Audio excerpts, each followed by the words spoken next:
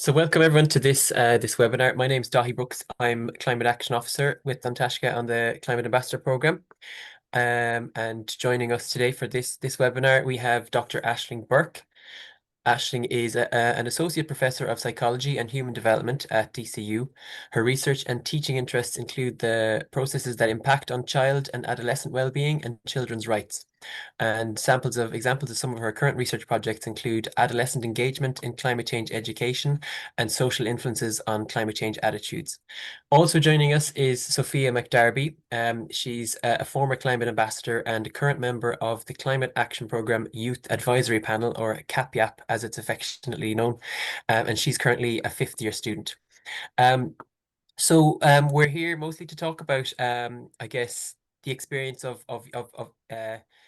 climate change education from a youth perspective. So Ashling has carried out some research on this, and we are really happy to have Sophia to talk about her personal experience of this as well. So I'll hand over to you, Ashling, if you're happy to lead us in your presentation. Great. Yeah, thank you very much, Daithí. And welcome. thank you for everyone who was able to attend on such a nice day. So I'm just going to start sharing some slides, which I think are visible now. Great. And can I just say, if you have questions, feel free to pop them in the Q&A box down the bottom, and we can address those either during the presentation and talk, or afterwards, depending on how they need to be answered. Thanks very much. Right. Okay. So this is a piece of research that I undertook in the last couple of years, looking at young people's perspectives and climate change education. So it was funded by Research Ireland.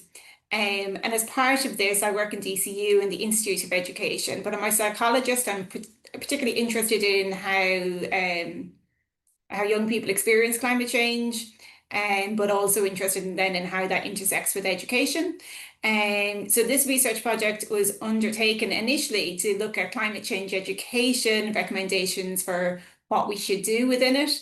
And you'll see in my presentation, a lot of it has focused on emotions, because when we worked with the youth advisory group with the Climate Ambassador Programme, and that was really valuable in terms of helping us think about this research.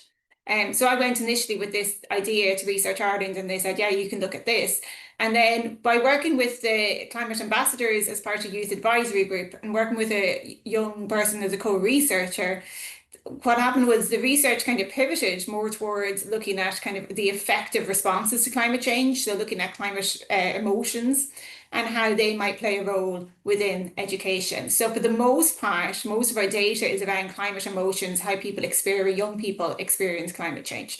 So that's me, the first person. And then I worked with Ashley Martin, Jordan Eustace, Pablo Lorenzo, Steve, through the Climate Ambassador Programme and through DCU. So the reason why we initially undertook this was to look at how young people experience climate change. We know that young people are key stakeholders in terms of climate change. Research would indicate that they're the people who are most worried about it. They're often people who are most actively involved in terms of climate change. And because of their life course exposure, children and young people are the most affected, right? So they're affected from conception, pre-birth, right through the lifespan. So given that kind of how much you're affected, it's surprising then how little that they're involved in terms of decision making around climate change.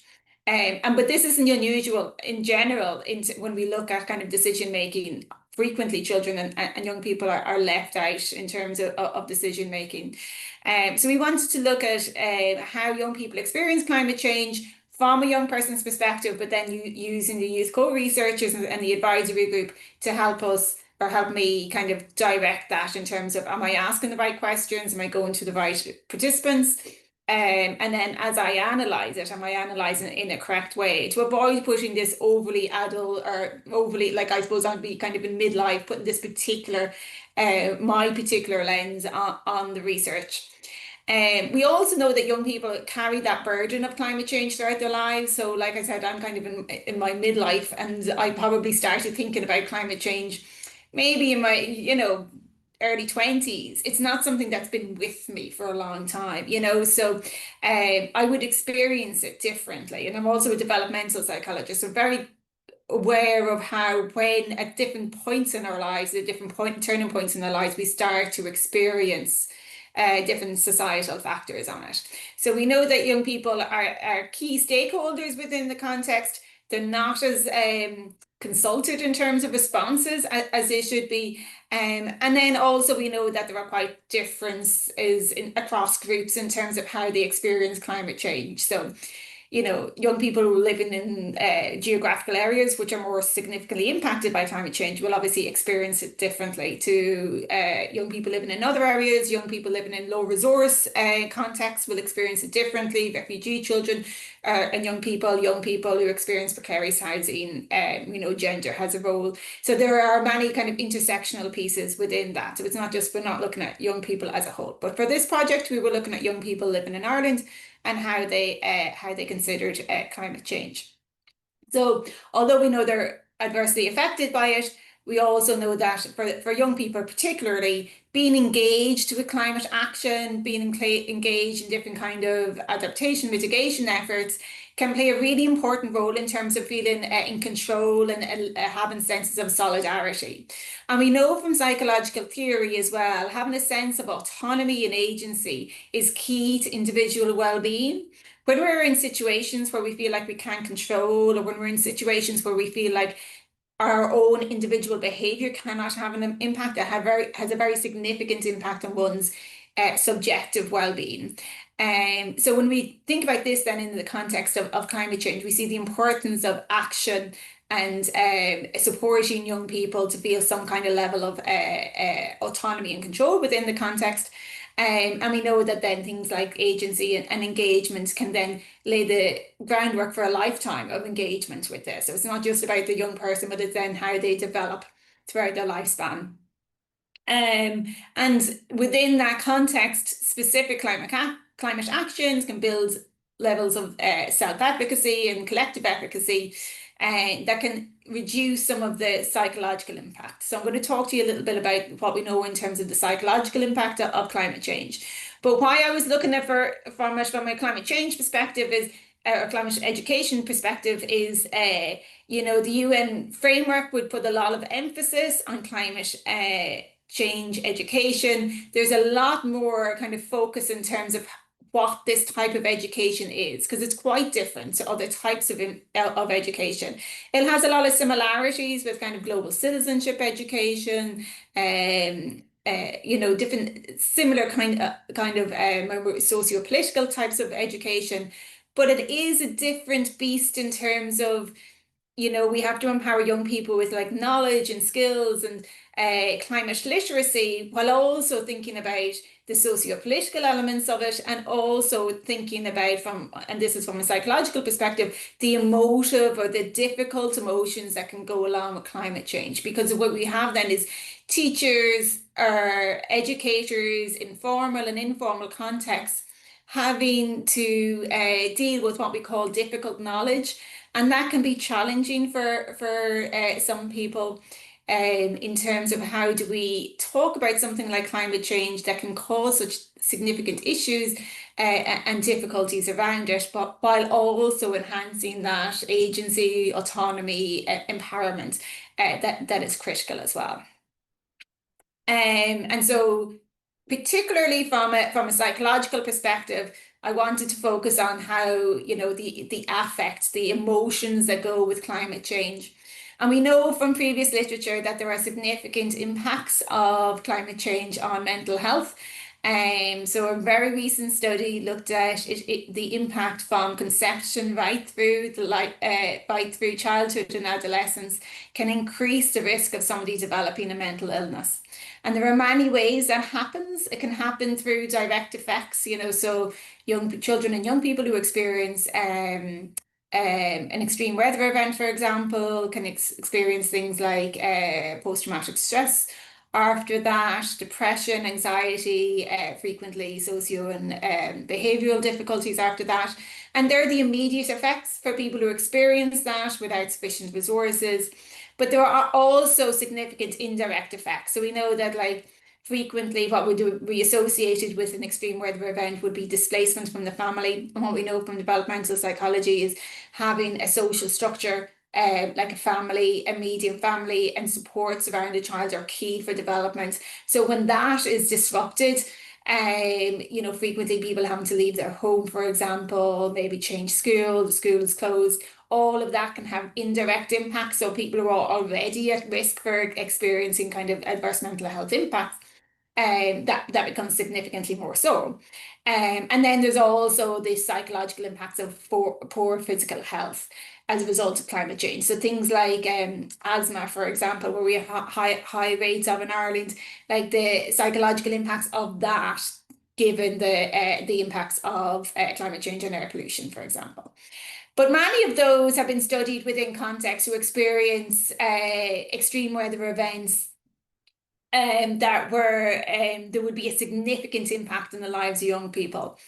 Within the Irish context, although we do experience them, it's frequently more the vicarious experiences of those extreme weather events that we see in terms of the impacts of on mental health of young people. So them seeing the impact on other people in other geographical areas, or frequently that existential threat that the awareness of climate crisis brings. So like terms like eco-anxiety, for example, would fall within that kind of context. So people who haven't experienced a direct impact of extreme weather events, but it's as a consequence of the kind of existential dread that something like climate change would bring.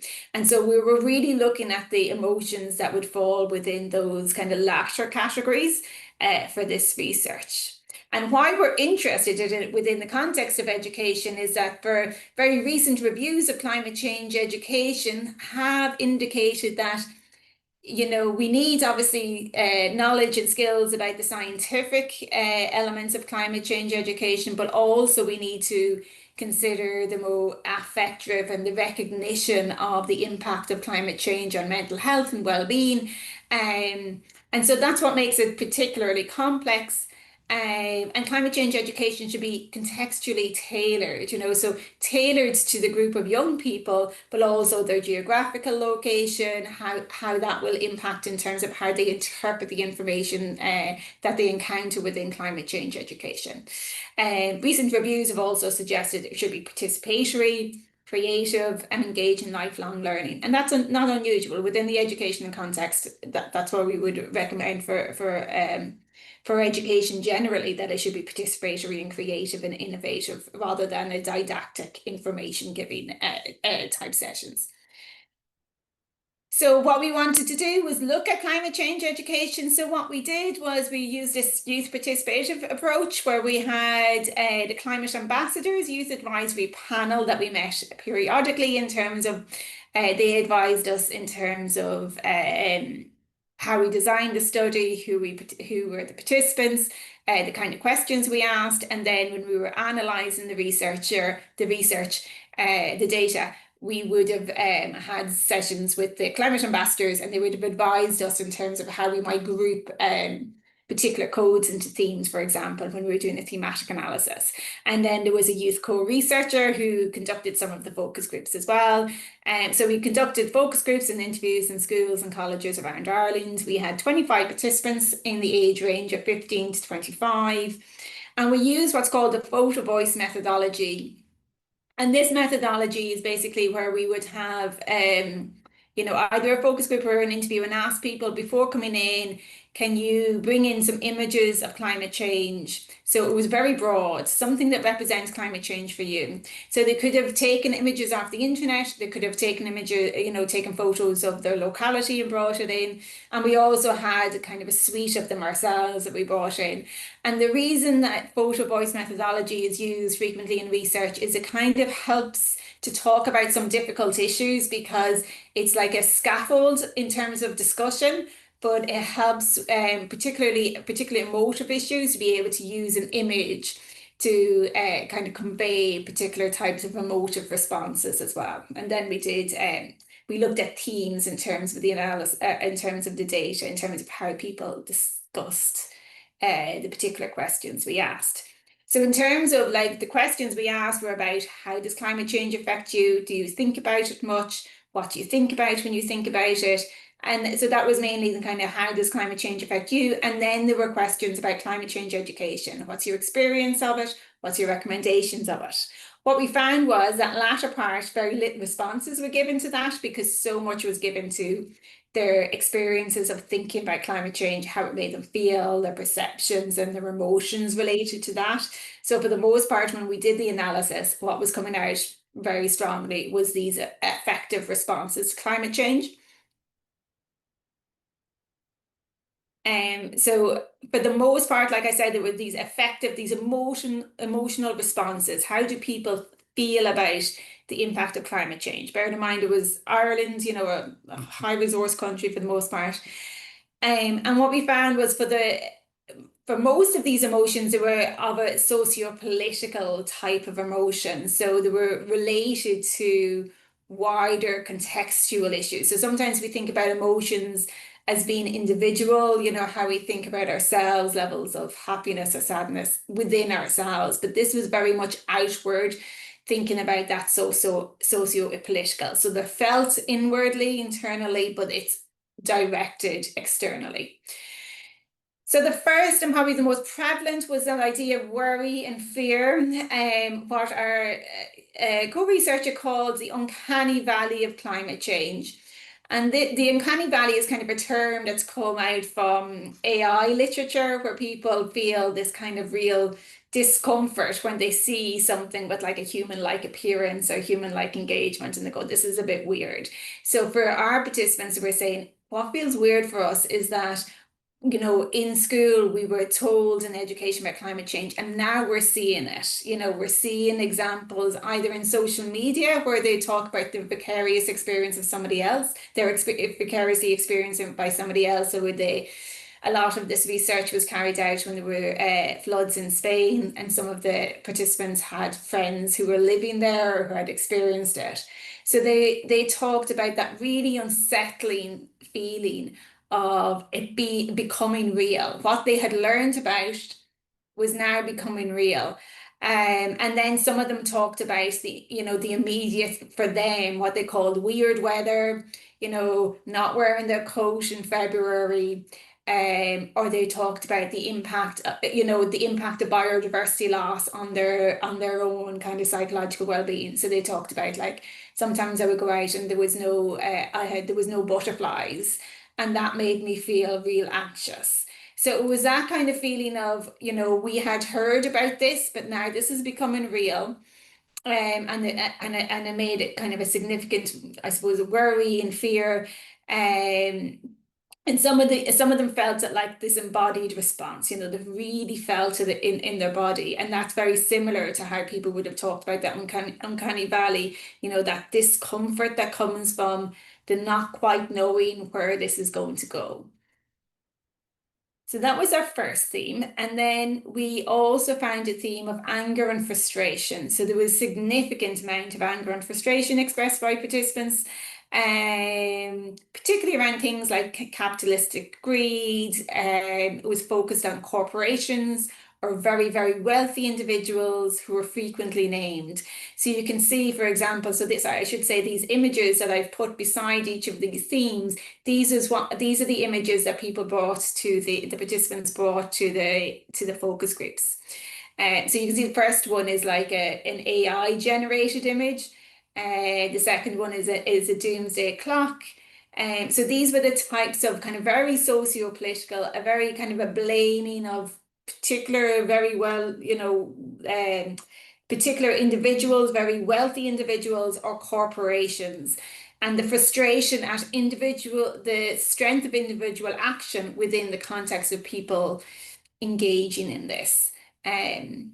But so there was a lot of that kind of anger, but there was also anger at what we call more immediate or proximal reference. So there was anger at like friends or people in their peer group that they felt weren't doing enough in terms of climate change.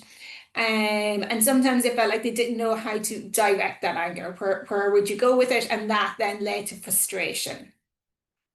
And then within that, there was a sub-theme around the blame game. So there was an anger at how particular groups are blamed for climate change. And some of the focus groups were what emerged was a significant anger at how farmers are blamed for climate change. And they really felt that deeply and they communicated that very explicitly. You know, blaming one group without a lived experience of that group was seen as, you know, very unfair on a particular group. And having, you know, having a blame game for, sorry, blame for a particular grouping, whereas it was, you know, they would see it as a much wider, complex issue. Also, levels of intergenerational anger, you know, the idea that previous generations have done this, they have behaved in a certain way that has caused us now as young people to have to live with the consequences of it and being, you know, disproportionately responsible for it. And also there was an element within the intergenerational piece of them thinking, you know, if I do have children, how are they going to experience the world? It's going to be quite different to how I experience the world. And also within that intergenerational piece was a sense of, they talked about, you know, young people younger than them who within this context of social media are fed a lot of a discourse around overconsumption. And they said, you know, we cannot blame, you know, younger people for this because it's an intergenerational issue and these wider socio-political context as well. But from a psychological perspective, what really came out of that was that lack of agency and control, the feeling that they can't necessarily do anything. So I talked about education. I was like, can education play a role within that? And some said yes, but some were asking for more, I suppose, more wider socio-political change, you know, like they wanted bigger social change rather than individual educational responses. And very much linked with that was a sense of powerlessness and helplessness, a frustration with systemic responses to climate change, given the role of particular types of corporations in terms of responsibility for climate change, their lack of agency as individuals, and that leading to powerlessness and helplessness. And that is something that has a very significant impact on individuals' well-being. And I suppose, you know, to talk about previous research carried out in Canada with a much larger sample, talked about something like 74% of young people having a very talking about the impact of climate change on their mental health. So even in very high resource countries, it can have very significant impact on young people's mental health, and these are the processes through which it has these impacts. So, you know, that powerlessness then impedes their sense of agency, sense of control, that they can actually do something within that context. And then finally, and I'm sorry, these emotions, these themes tended to be quite negative, that came up, and the literature does talk a lot about positive and negative emotions, but what emerged from our data predominantly were these negative ones.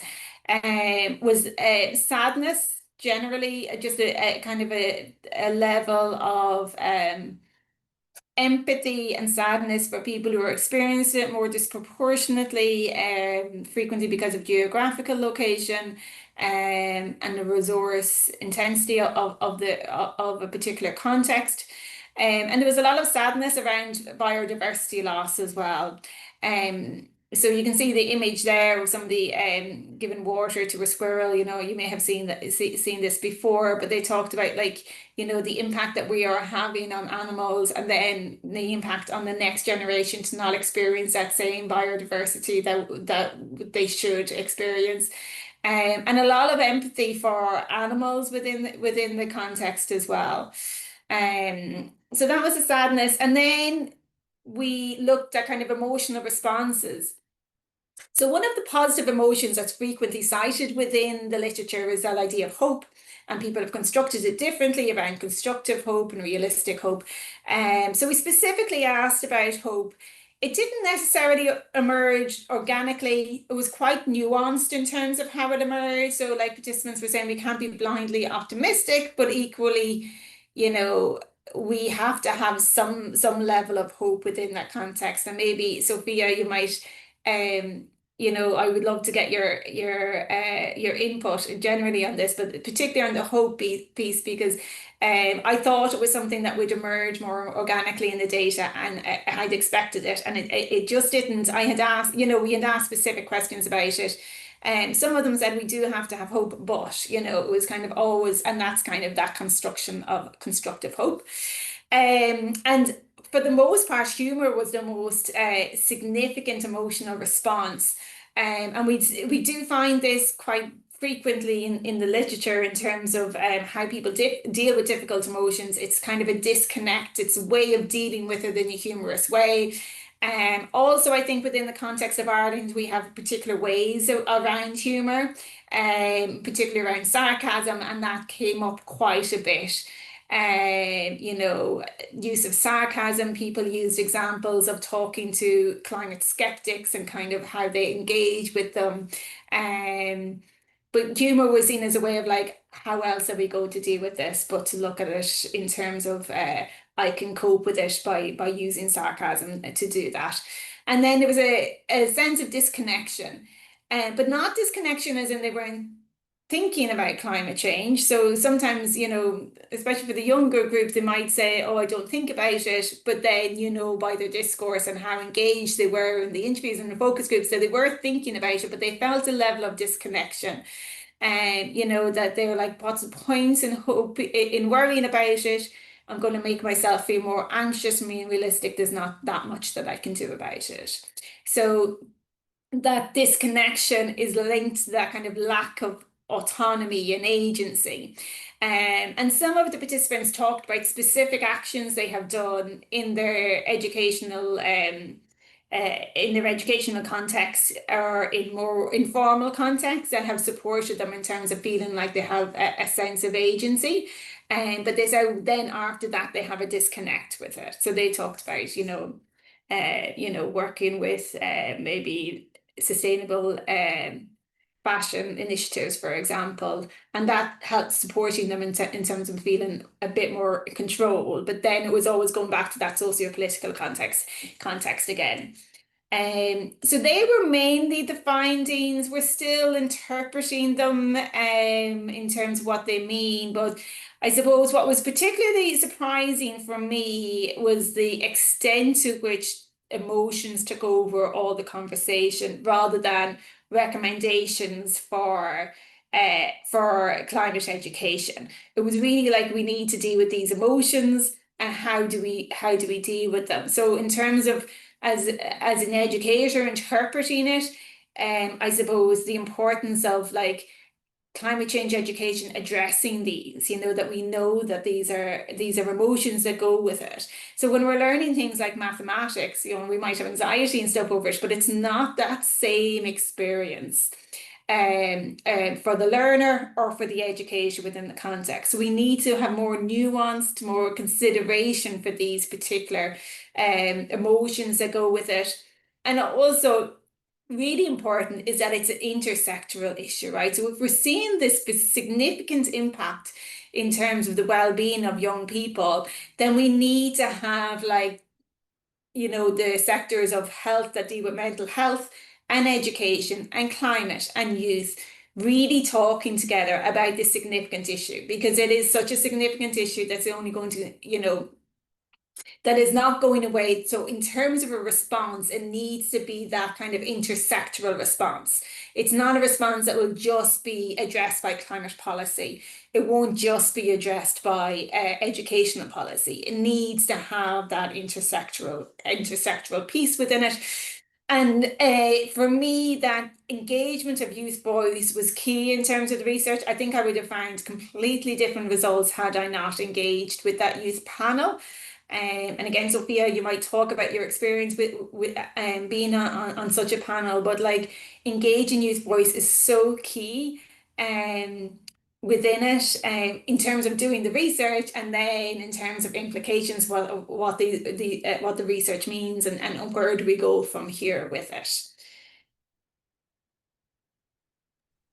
That's great. Thanks so much for that. Actually, there's loads that we can get into just after we're going to hear from Sophia first. But yeah, there's loads of really interesting questions, and keep your questions coming in. Someone's just, I think they're introducing themselves, but do put any questions you have or even your own experience. Just feel free to put that in the chat or the Q&A. So Sophia, we'd love to hear from you about your own experience, I suppose, of possibly about the emotions around climate change or about your experience of education on climate change. Thanks very much. Hi, thanks so much, Daithí. Yeah, I mean, I've never kind of sat through a presentation like that where everything that I have experienced growing up and within my own generation has been kind of categorized and contextualized like that. And it was really, really interesting to hear how similar the responses and experiences of other teenagers and young people have been similar to my own. Personally, I first found out about climate change, or I was first taught about it when I think I was in around first class. So I would have been 7 or 8. And we got a talk, very scientific, about global warming and its effects and what will happen in the future. And we were given an ultimatum of around 12 years to completely change the way we live. And maybe, as I've gotten older, this is kind of, I've, suppose, misremembered, and maybe it wasn't that bad, but what I was left with as a child was that feeling of partial responsibility and also just kind of powerlessness, because it was such huge issues that were being discussed, and issues that we felt like as young people we had very, very little power over. And yeah, it's a very difficult kind of feeling to deal with, of course, because there's always that sense of I should be doing something to help. I should be, you know, um, changing the way I live. I should be living more sustainably. So for me, I was never able to forget about that. I became vegetarian when I was 11. In response, I stopped buying my clothes new. I'd be hounding my family to turn off the lights. But the more you learn about climate change, if you even just like open that can in any way, shape, or form, you learn pretty quickly that those small things at this stage that we are at in the situation aren't enough anymore.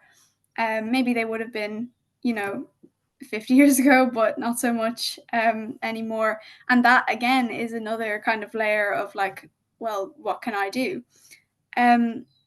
So when I went into secondary school, then we had education about climate change through classes like CSPE, but they were always taught by teachers who generally weren't extremely knowledgeable in that area, and were again taking the approach of kind of the very scientific, very broad information that we would have already known from when we were younger, about kind of, tending to focus on things like plastic waste and recycling and fossil fuels.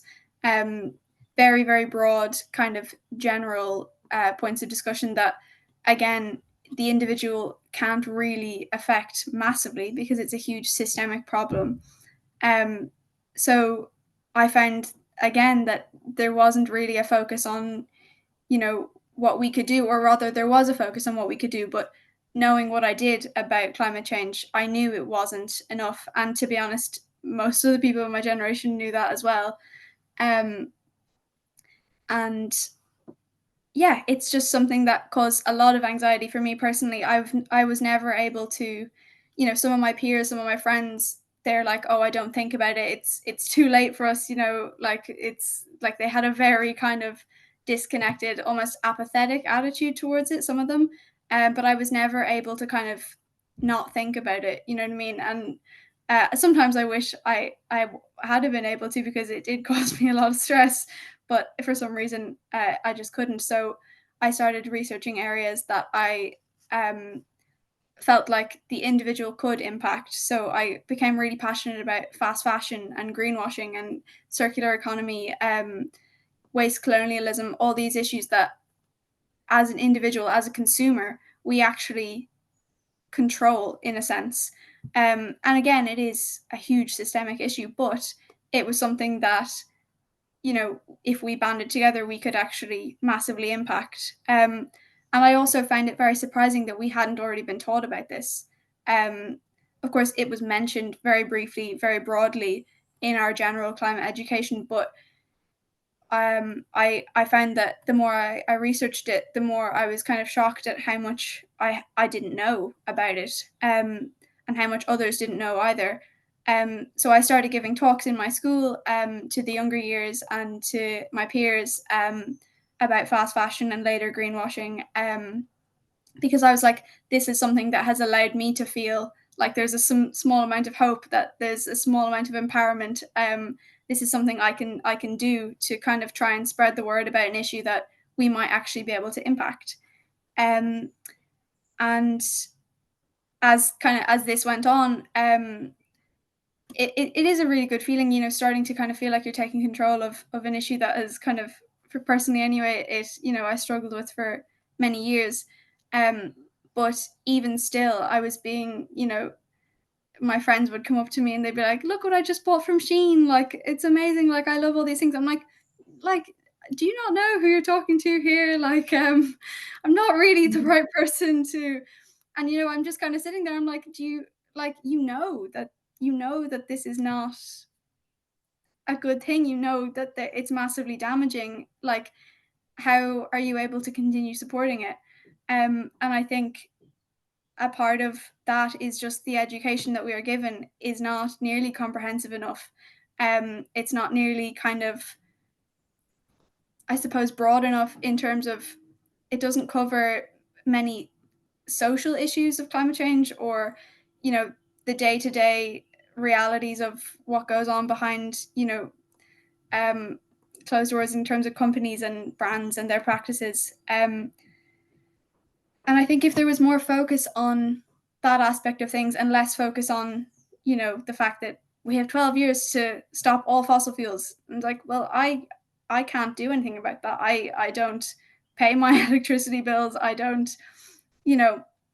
that's not something I can do. But like, I can choose where I spend my money. I can choose whether or not to be aware of what, brands are doing, what companies are doing, how they're producing their things that they're selling. And I can also be aware that they might not be always telling the truth about what they're selling and how they're advertising. And if you keep those things in mind in particular, you start to kind of notice how society has been shaped by, the influence that advertisements and kind of, I suppose, how people are lied to, essentially. Yeah, I suppose that's kind of everything from me there, like, in terms of my own experiences and how I feel about it. And it's still something I struggle with. But being involved in the youth panel in the last year or so has been amazing, because for the first time I've kind of been with people who are, they're like me, like, they are really passionate about this as an issue, and they're educated about it, they're knowledgeable about it, and they're not scared to talk about it. They don't get you don't get that sigh of like, oh, here we go again, if it's brought up, as I would with some of my peers. If I tried to start talking about issues like this, you just get that kind of like, oh, like, here you go, making me feel bad again about, my decisions or my the way I live. And that's, of course, never anyone's intention. But if there is a sense of guilt there, because they also may not feel like they're doing enough, and they're able to kind of not think about that most of the time, but I'm sure it still affects them. But for the youth panel, I just, like, we have meetings every couple of weeks, and I'm just able to, share my views, and people agree and they build off them, and we discuss things that we might like to see happen. And like last year, we were involved in submitting a proposal to the Irish youth delegation for COP29, and it was just a really empowering thing to do, because we each had kind of a paragraph to write that we based off our kind of brainstorming and planning meetings, and we kind of did something concrete. You know, we submitted something very clear, very kind of thought out, and yeah, it was just a great feeling. So I'm really glad to have found a group like that, to kind of that shares my interest in this area. Fantastic. That's a great endorsement of the youth advisory panel, and I guess the outlet that it's provided you, and the sense of empowerment that you were lacking through your engagement with education. But obviously you've done more than that. You weren't just waiting for this panel to come along. You found your own ways of coping with the anxiety by choosing your engaging with the fast fashion or the greenwashing and these things, and starting, like, would you have done talks in school and that kind of thing, Sophia? Yeah, as part of my climate ambassador term last year, it was something I really focused on because primarily I was just shocked that people didn't know about it. And I was like, well, you know, teenagers buy a lot of clothes, and, you know, they also are very kind of susceptible to being easily swayed by advertisements and, you know, what brands are telling them and everything. So I talked to first and second years last year and first years again this year as they came in, and briefly to TYs as well, about the issue. And there was a great level of engagement from it as well, which was really encouraging, because people were genuinely curious because it wasn't something they had been made aware of. And I think as you get older, definitely you do become more aware of it. But at that age, just coming into secondary, it's definitely not something that they had really been aware of before, which was kind of obviously worrying, but it was nice to kind of be able to tell them the truth about it and kind of hear their feedback, and kind of be able to answer any questions they might have on it. Yeah, and I'm sure you would have done it anyway, because obviously you've talked throughout about the systemic underpinnings of this, that this isn't about an individual, anything that one of our actions will do, because you did all those things and it didn't make you feel better. You changed your diet, these kind of things. So I'm pretty sure when you would have talked about fast fashion, it was with that sensitivity to how this is going to make the young people feel, but giving them the alternatives, like that you're the model literally for wearing secondhand clothes. I'd just like to go to Ashling now, just to hear a response to what Sophia was saying there, Ashling. Yeah, I think it was a really good response, Sophia. Like a lot, what you said there, a lot of the themes that were coming up, and more broadly than this study, broadly within the psychological literature on climate change, trying to get that collective action piece or collective efficacy piece is key, right? To move it from the individual to collectively we can do something, right?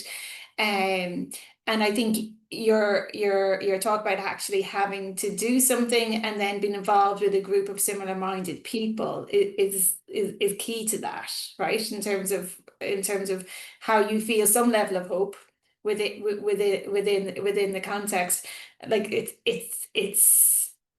it's a really difficult kind of concept to deal with at any stage of our lives, right? To deal with such a significant crisis, and how do we behave within that context? So like feeling what we are doing and that one person. But within psychology, we're trying to figure out then how do we get everyone to feel like that individual action, you know, can lead to collective action. And actually sometimes some of the themes you talked about, Sophia, we talk about in interdisciplinary groups, talking about like we'd have arguments with sociologists saying, you know, it's not about the individual, what the individual does. And I would say, well, actually, no, it is, because it's an individual who's a consumer, or an individual who is using a particular platform, or an individual who's who you know is part of a what do they call them, you know, people who make all those money on those companies, you know. So it's individuals who are making these and not machines making these choices, and we're all influenced by society, you know. So I think it's fascinating, and it's great to actually to know that that is, you know, something that you're doing and you're feeling that it's effective. I mean, inputting to COP is just such a significant role to have, right? To hear that your voice is being heard and hopefully taken seriously is really important. So I really appreciate that response. I think it was a bit up, it was more uplifting than mine, which is great. Thanks for that, Ashling. Yeah, there are a couple of questions coming in. Firstly, from one of our climate ambassadors, Anya Call. I feel like climate anxiety is so common that some people just tune out of conversations. It might seem like they don't care, but maybe it's their way of protecting themselves and coping.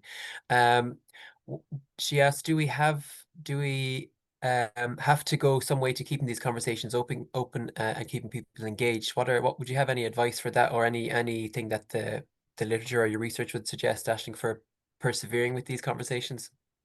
In terms of persevering, I think education is key, but often because we have a new Leaving Cert program, the climate action subject, but it's only going to be offered in some schools. So like, how do you get universally out to large groups of people? And so, Sophia and her cohorts are having that influence kind of wider, but I suppose the influences in these kind of conversations, in the conversations that you're having formally with your friends, or even your friends that have bought this from Shein, we may not all have the cultural capital to be able to say, oh, you shouldn't do that, so we shouldn't all have to do that, but to kind of have a conversation about it, that's really through that kind of individual to collective, that joining the individual to collective within it. And I think we need to do more research in it in terms of, because often it's when it's evidence-based, people feel like, it should be implemented in policy. Obviously, if our climate policies are working, then that will address all of this, but it's not going, like we need to have, like I said, this intersectoral piece. If we had something else that we saw, from international data that, 74% of people say this impacts on their mental health, then we would have wider population-wide programs to try and interventions to try and address it. So we need to have that within the kind of, the well-being space as well as a climate policy space, thinking about the whole societal impact of it. And just on the subject of, I guess, societal and the systems approach, there's a question from Alan. He was saying thanks for the presentations to both of you and the talk. But he was saying, would climate change education, I know you mentioned it's slightly different from global citizenship education, would that equip students with the systems thinking approach to get the awareness of how everything is interconnected, that it's not just about individual level, that there are bigger systems at play, like our economic and political systems? Yeah, I mean, I didn't mean to say that global citizenship education is separate to climate change, because you get that within climate change, but I suppose it encounters other things other than just climate change, Yeah. but it is a very useful, that kind of local to global and global to local that they use within global citizenship education, the idea of what we do locally, how that impacts globally. I think that's a very useful idea. There's definitely lots of ways. And within global citizenship education, there's this idea of difficult knowledge. Or even in anti-racism education, it's used in a few different areas. More kind of inclusive LGBTQI education, all of those would use this idea of difficult knowledge, that as individuals, when we're educating about something, we need to reflect on our values and, how we have been socialized to accept particular truisms, and then to challenge that, to be able to, manage it, because we don't come as blank slates to this particular type of education. So there is a lot we can learn in terms of global citizenship education and other education contexts in terms of how we can address this kind of more effective as well as kind of scientific elements of it. And I suppose another thing that kind of that I thought of in terms of when Sophia was talking about that kind of critical engagement and literacy, like that's something that we need broadly, when there's a lot of discourse around the smartphone bans and stuff like that at the moment. It again goes back to how we are educated around, or how we're educating our children about how do they engage with different sources of information, how do they discern what's reliable and what's not reliable, and that type of engagement as well. So there's lots of different, we can take bits from different types of areas of education. Yeah, great. And hopefully we do see those kind of changes coming. Sophia, just a question for you on youth, a meaningful engagement of youth. Obviously, you've had to go outside of your school system to find a way where you can have your voice heard and feel like you're valued. But what would you like to see, or what do you think could be done for young people, you know, in a school setting, to feel like they're not just given tokenistic involvement in these discussions and these debates? What do you think would make a difference to give them that sense of empowerment?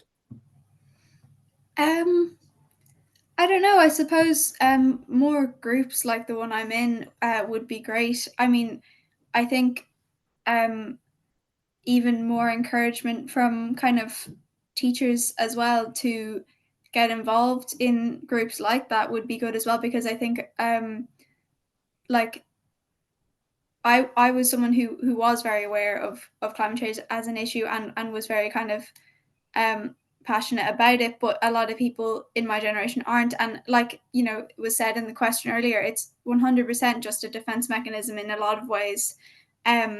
So, you know, that kind of like apathy towards it is kind of, yeah, is a protection, so that they don't have to, you know, feel that anxiety. But I think, yeah, if there was some encouragement and places for students to go to feel as though they were having an impact and making kind of a difference in this area, and not just kind of you know, not just kind of getting a flag for their school, or, you know, like that kind of thing. Yeah, I think it kind of has to come from a base of a little bit of a more comprehensive education, because without that, they won't really fully understand what it is that they can do.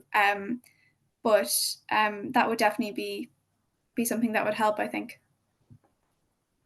Absolutely. And I guess it's another thing, just make you think of, it's a really strong argument for lowering the voting age, for example, you know, for having younger people.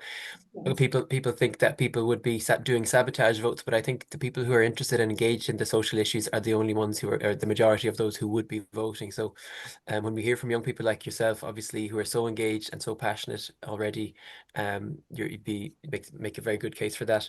Ashling, anything else on the meaningful engagement for young people before we finish up? No, I just echo what Sophia said, more opportunities for it. It would be fantastic. Yeah. Great. Well, thanks very much to our panelists, Sophia and Ashling, and to our attendees for asking the questions and for attending on this sunny lunchtime. We'll be putting this up as a recording down the line, so hopefully more people will get to enjoy it that way. Thanks so much, everyone. Slán go fóill. Take care. Thank you very much.